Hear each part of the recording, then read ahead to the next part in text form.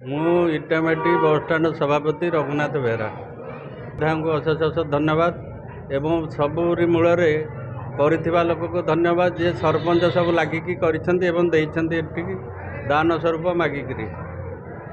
ବହୁ ପୁରୁଣା ଭଙ୍ଗନ ଅବସ୍ଥାରେ ଥିଲା, ଭାଙ୍ଗିକି ବି ଥିଲା, କାହା ଉପରେ କେତେବେଳେ ଗଳି ପଡ଼ିଥାନ୍ତା ତାକୁ ସରପଞ୍ଚଙ୍କର ଆଖି ଆଗରେ ଦେଖାଯିବାରୁ ସିଏ ଆମକୁ ଗୋଟେ ପ୍ରତିଶ୍ରୁତି ଦେଲେ ଯେ ଆମେ ଭାଙ୍ଗିକିରି ଏଇଟାକୁ କରିବୁ ଏବଂ ଦୋମହଲା ବି କରେଇ ଦେବୁ। ଆଜି ବି ବିଧାୟକଙ୍କୁ କହିଛନ୍ତି, ବିଧାୟକ ବି ରାଜି ହେଇଛନ୍ତି କରିଦେବା ପାଇଁ।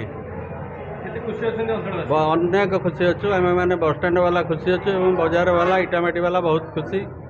ଏଠି ଆସିକି ବସିଲେ, ଅପେକ୍ଷା କଲେ, ଗାଡ଼ି ଆସିଲା ଯିବେ। ତେଣୁ ଆଗରୁ ଏତିକି ସୁବିଧା ନଥିଲା, ବସା ଉଠା, ଲାଟ୍ରିନ୍ ବାଥରୁମ୍ ବି ନଥିଲା। ଏବେ ବହୁ ପ୍ରକାର ସୁବିଧା ହେଇଛି ଏବଂ ସୁବିଧା କରିଛନ୍ତି ଆମ ସରପଞ୍ଚ ବିଧାୟକ। ସେଥିପାଇଁ ଆମେ ଅନେକ ଅନେକ ଧନ୍ୟବାଦ ଦେଉଛୁ ସେମାନଙ୍କୁ। ଆମେମାନେ ବହୁତ ଖୁସି ଅଛୁ। ପଞ୍ଚାୟତରୁ ତ ଅନେକ ଲୋକ ଯୋଗ ଦେଇଥିଲେ ଏବଂ ସରପଞ୍ଚ ଆସିଥିଲେ, ଜିଲ୍ଲା ପରିଷଦ ଆସିଥିଲେ, ସମସ୍ତେ ଆସିଛନ୍ତି। ବଜାର ଆଜ୍ଞା ସମିତି ସଭ୍ୟ ବି ଆସିଛନ୍ତି, ସମିତି ସଭ୍ୟ ବି ଏବେ ଅଛନ୍ତି, ସରପଞ୍ଚ ବି ଅଛନ୍ତି, ବିଧାୟକ ଆସିଥିଲେ। ବିଧାୟକ ହଁ ବହୁତ ଲୋକ ଯୋଗ ଦେଇଥିଲେ। ଆମ ବସଷ୍ଟାଣ୍ଡରୁ ବି ପ୍ରାୟ ବୟସ୍କ ଲୋକ ଭୁବନ ହେଇ, କାର୍ତ୍ତିକ ସାହୁ, ବନମାତ ହେବେ ଲୋକମାନେ। ଇଆର ଭଙ୍ଗା ହେଇଥିବା ବେଳେ ବସି ପାରୁନଥିଲେ, କେତେବେଳେ ଗଳି ପଡ଼ିବା ଅବସ୍ଥାରେ ଥିଲା। ବର୍ଷା ଦିନେ ପାଣି ଗଳୁଥିଲା, ଖରା ଦିନେ ମଧ୍ୟ ବସିବା ସୁବିଧା ନଥିଲା। ଆଜି ଏଥିପାଇଁ ଆମେ ଅନେକ ଖୁସି।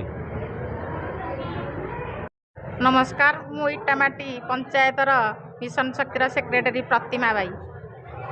मु अशेष अशेष प्रथमे श्रीजुक्त मान्यवर विधायक को धन्यवाद देवी एवं इटामाटी पंचायतर श्रीमती स्वप्नेश्वरी सेठी सरपंच को धन्यवाद देवी। सी इटामाटी रे जराजीर्ण अवस्था पड़ी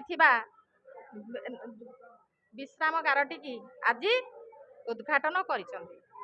तेणुक आम इटामाटी मिशन शक्ति महिला विथ एसएचजी महिला मोर इटामाटीर बड़ बड़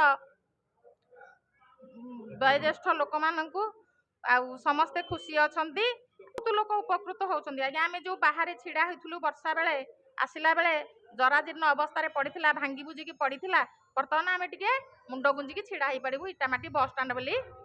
लाट्रिन बाथरूम तो आमर आगुरी भी व्यवस्था करा जाइथिला, एबे भी व्यवस्था करा जाइछि। लोक माने भी अपदस्थ होउथिले, किए का दुकान रे छिड़ा होउथिला, किए कोठी जो ये छामुंडिया तले छिड़ा होउथिला। वर्तमान लोक बहुत उपकृत, बहुत भी खुशी, माँ माने भी बहुत खुशी जे आमे जहा हउ आमे टिके छिड़ा हेबु बस रे बसिकी भुवनेश्वर कटक जाई परिबु। इटामाटी बासिंदा मो नाम कार्तिक साहू।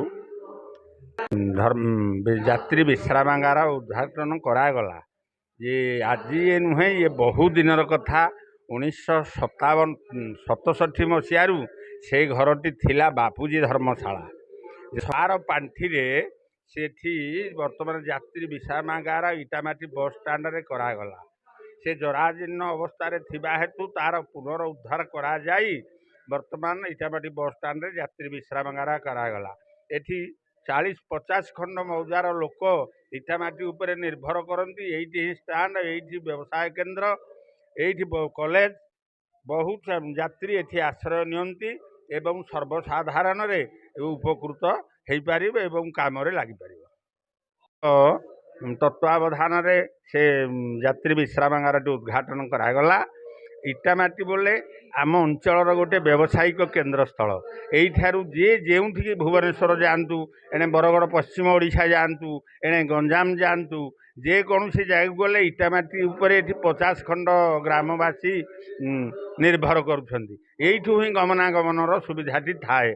आज जो उद्घाटन है यात्री विश्रामागार, एथे अंचल लोक भी बहुत उपकृत हो पारे।